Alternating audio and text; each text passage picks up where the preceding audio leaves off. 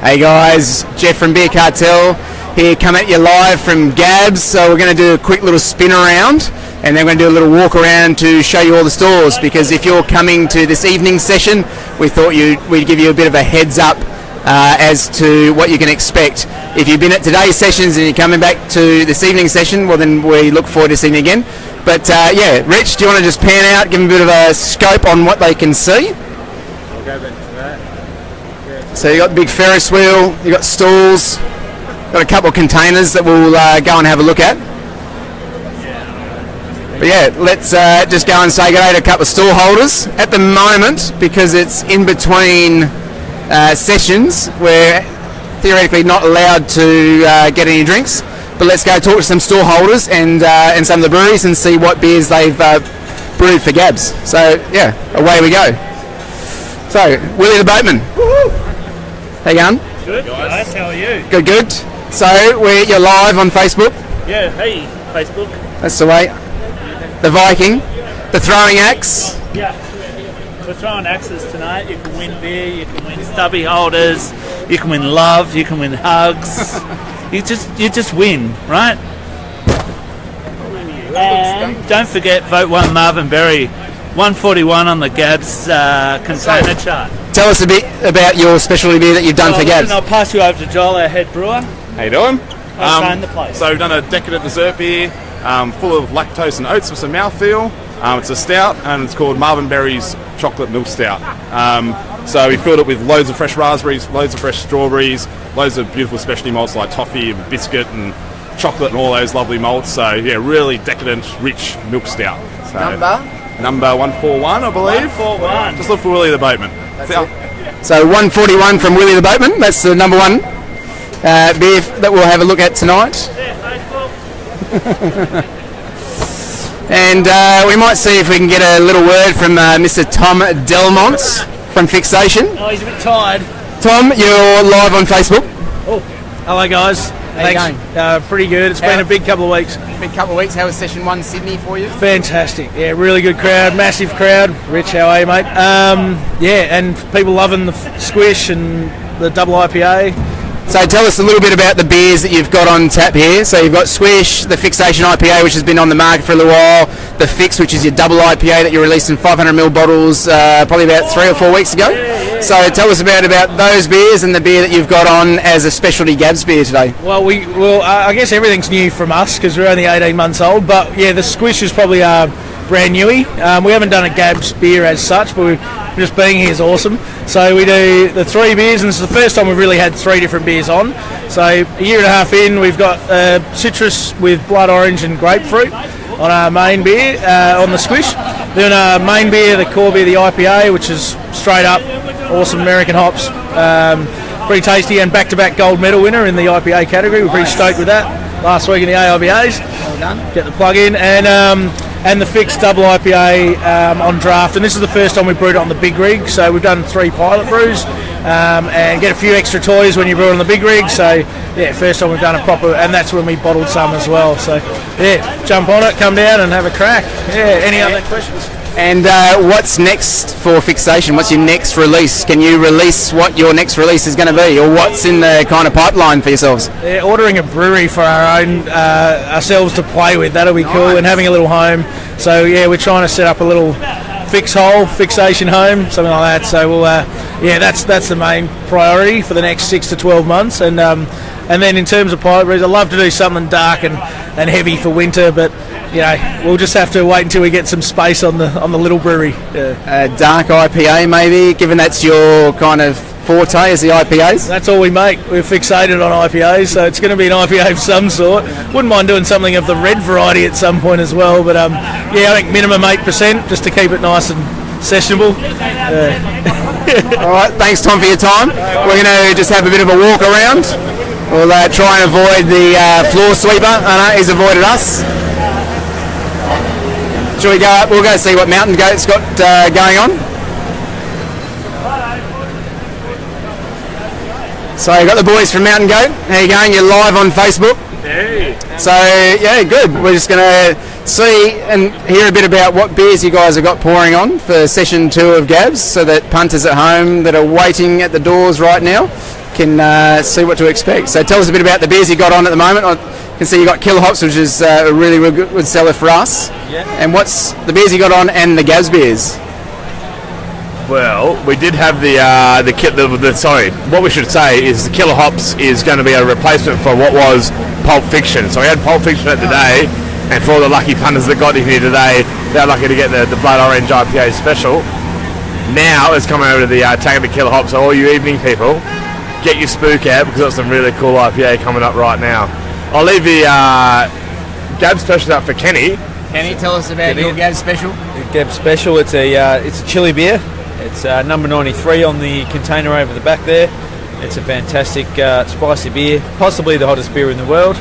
So if you like your chili, you like your beer, two great things in one glass, give it a try. It's fantastic. What's the, because there's a scale, is Scoville scale? Scoville scale. What does it rank on the Scoville scale? Well, we got it tested 41,000 on the Scoville scale. Tabasco's around 2,000, I believe, so it's up there. So in case you didn't hear that, because the floor suite were going past, the Scoville scale, 2,000 is Tabasco, and your beer is 41,000. Yeah. Okay, so Tabasco could be 20,000 or 2,000, but either way, it's bloody hot. Give it a try, but it's delicious. It's pretty well balanced. A lot of tropical. Either it's 2 times or 20 times the amount of Tabasco. Either way, it's a beer that's hotter than Tabasco, so it's a ripper. Okay, thanks for your time, guys. Still crying. See my face? Cool. All right, we'll just take a little walk around. What do we got? Cricketer's Arms, Watering Hole.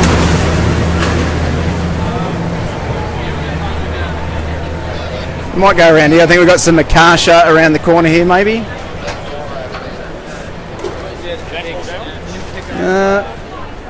Might just give you a quick look at the stands or the containers. So there's a couple of these containers. If you haven't been to GABS before, these containers, they run on numbers, and each of the lines can effectively just service those numbers. So for example, this one's 39 to 57, the next line over is 20 to 38, and 1 to 19 on the last one. So make sure when you're coming up to these to have, we're getting a little taster. What have you got there? 47 Cricketer's Arms burnt bales. So when you come up to these, you get a paddle. If Rich, you just show the guys the paddle. So you grab a paddle from the tables here. That's what your paddles look like. And on all the tables that are around us, there's a whole heap of tables around the side there. And then there's chalk as well. This gentleman will be able to show you how to chalk it up. Lady. Fair enough. And this is how you want to chalk up before you get to the actual containers. So let's just be clear about that. I've been in a couple of lines where people are just chalking up as they get to it. If you can do it before you actually get to the containers, it's a lot better for the staff behind the containers. It makes it a lot easier for them, and then they'll fill them all up. And then they put all the plastic cups in, based on your selection, and they go straight to the container and start filling them up. Awesome. Thanks for that. Thank you very much. So you can see here, Rich is getting a drink as well. So you can see here, these are all the tables. These are obviously the benches will be down for when you guys get here for session 2. And yeah, we might just go and see if we can find the guys from Akasha. And they've got Lupulin Frog, which is their double IPA GABS release. I can see the Akasha banner. So let's see, is there anyone manning the stall? I can see Wes. We had a chat to Wes last year. I don't know if any of you saw the interview last year. Wes!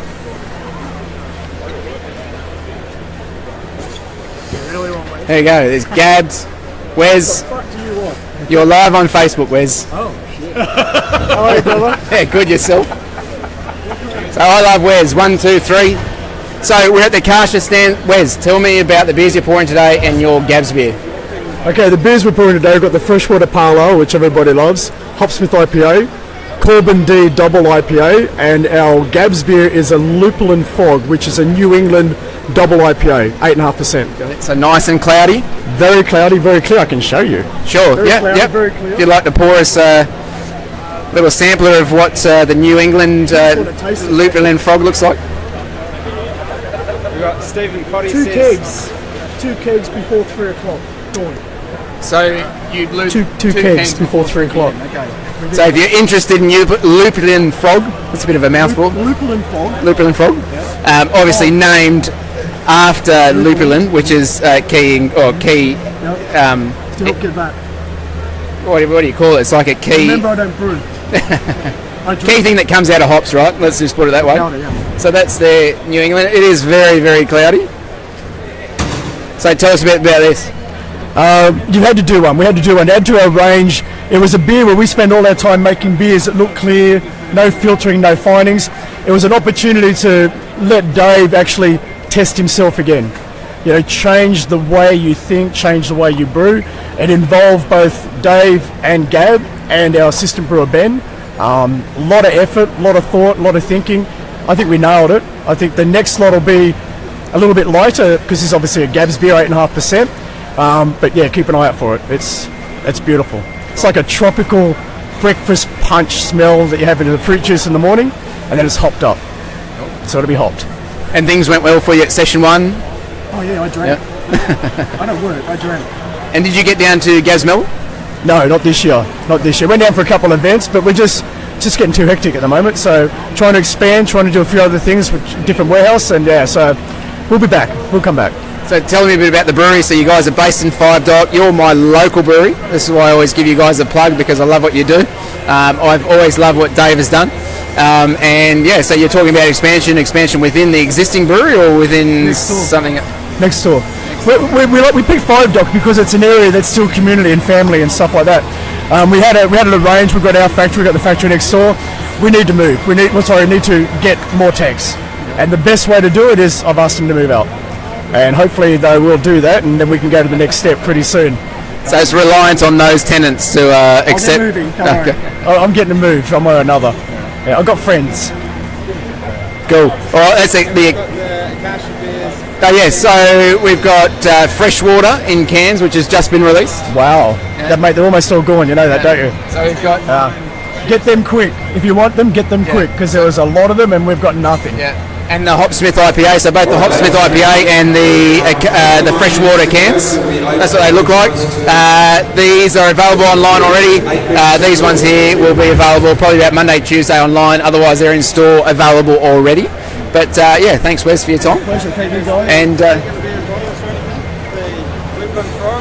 it's very likely we will have a seasonal bottle. We are working on that, so you'll get. Actually, we've got a lot of beers in our range, so you will get seasonal offerings now in bottles. They'll come. And Stephen Connie says, "G'day to you, Wes." Yeah, g'day, Steve. cool. Cheers all. Thanks, Wes. We'll just probably keep walking around and seeing who we can have a chat to. Lekker Tucker, you do some awesome beef jerky. I do. I met you once in ironically in a focus group we were doing for Commonwealth Bank, from memory. So we were doing a bit of a survey research for Commonwealth Bank, and you and I met. We met at that time. I'm JC from Lekker Tucker. So yeah, beer and biltong. What else do you want? You know. That's it. So tell us. So you're live on Facebook at the moment. So tell us a little bit about the kind of biltong or the beef jerky that you do. Yeah, for sure. So I'm focusing on a very premium, like organic type of beef jerky biltong. Three flavors we got here. We got the original signature. We got the chili one, and we got the Australian Bush spices one. The Australian Bush has been very, very successful tonight. Yeah. Good fun, good taste.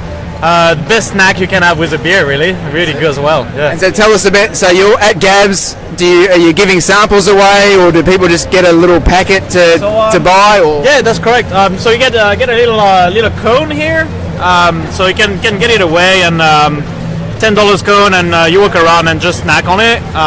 So you can taste your beer and find out which beer goes the best to your biltong, you know? Yeah, it's pretty cool, yeah. Awesome. So, and I must say, that it's pretty good stuff. So it's Brazilian inspired from memory, is it? South African. South African? Made by a Frenchman in Australia, you know?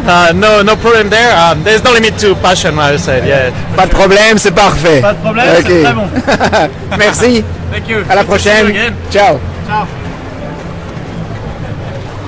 So we'll just keep walking along. So that's, you can ride that big Ferris wheel there. Rich might just pan onto that. So that goes round and round, obviously. I think it's about $6 a ride. We'll just keep walking along. So past Fixation, Willie the boatman. Who else we got here? That's good natured. Yeah, get a feral. Oh, hang on. Give me a second. We'll give these guys a bit of a plug. So, Wayward Brewing. You're live on Facebook. Well, we're in James Swag here, so you probably should be filming them. Why don't you get a goal behind you? How are you, Tom? Pretty tired, Jeff. That's the way. So everyone, this is Tom Evans. You might know him from Craft Beer Crew if you follow Craft Beer Crew, or you might have seen him around. Just around the traps. He's studying beer on Twitter and Instagram and stuff. Sessionable podcast. And probably about 3 months ago, you came to work for these guys. Yeah, a couple months ago. Yeah, I think a bit over 3, but yeah. So tell us a little bit about the beers you're pouring, the GABS beer you got going on. So we've got 5 beers on our stand. They're up. I don't know if the camera gets them. We've got Sourpuss, which just recently won Best European Style Ale at the AIBAs, which we're pretty proud of. That's our Raspberry Berliner Weiss. We've also got our GABS beer, which is Funky Hoppy People. I'm wearing a pretty cool shirt off. And that's a Brett fermented dry hopped kettle sour. It's just super tasty. Really layered and balanced and super drinkable and interesting. And then we got some other of our core range beers. Keller Instinct is our lager. Otis is our oatmeal IPA, and then Midnight Barley Cowboy is our hoppy stout, hoppy porter. Yeah. And so 2 of those were recently released in limited release 500ml bottles that we got in store. Absolutely, yeah. We've sold a lot of those. How have they been going for you in the trade? They've been going fantastically. Last week was a huge week for us because we launched it last week, and it was a massive week. It was a lot of fun, and a lot of interest in the industry for those long necks, which is really cool because I don't think you see that format as much for specialty beers anymore. A lot of them are going into cans, and so it was good to see that it doesn't really matter what the format is. People are interested if it's good beer. Yeah. And what's coming up for Wayward? What are you guys looking to release, or what's kind of in the pipeline for new beers? We've got some. There's always some new stuff brewing. So Sean, our brewer, and our assistant brewers Matt and Sophie love to experiment, love to do new stuff. I know we're going to be playing around with a few more sours. We've got some cool stuff in barrels. We've got some some higher ABV stuff that we're looking for winter. There's some cool stuff that's on the horizon. Yeah. Well, we look forward to tasting them and stocking them. Yeah. Cool. Definitely. Thanks for your time. No worries. Cool. So we're going to just walk to the very, very back. We're just going to just show you a bit about where the food stalls are, as well as where the other container bar is. So we'll just head down this way, Rich.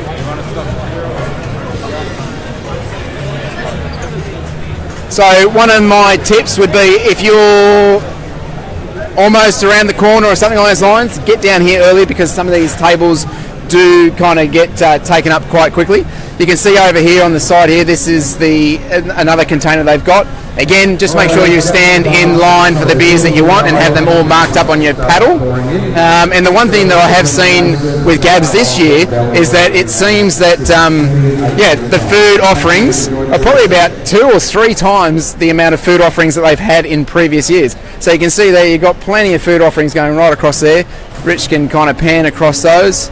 And the wait time for food bar a couple of stalls, has been very, very short. So if you're looking for food, it's pretty easy to kind of get some food this year, which hats off to the guys at GABS to kind of get that sorted, because I know it was a bit of an issue in the previous years. But yeah, toilets, yeah, another hot tip.